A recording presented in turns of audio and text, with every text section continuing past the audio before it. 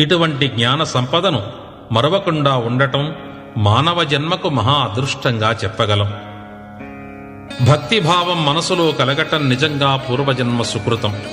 భక్తి మంచి గంధపు చెట్టు వంటిది. గంధపు చెట్టు ప్రక్కన మొలచిన వృక్షాలు కూడా గంధపు వాసనలు అంటించుకుని గుమగుమలు వెదజల్లుతూ ఉంటాయి.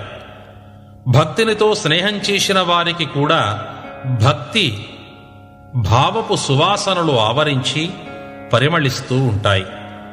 గంధపు వృక్షంలోని ఎంత చిన్న ముక్కను తెచ్చి అరగదీసినా దాని సహజ సిద్ధమైన వాసనలు చెడవు, వీడవు. ఆ గంధపు చెక్క తన రూపము పూర్తిగా అంతమయ్యే వరకు సుగంధాన్నే ఇస్తూ ఉంటుంది. భక్తుడై ఉన్న మానవుడు కూడా మంచి గంధపు చెక్కలా భక్తి అనే సుగంధాన్ని విడిచిపెట్టకుండా ఉండగలగాలి. తన ఆత్మ అనే గంధపు చెక్కను నిత్య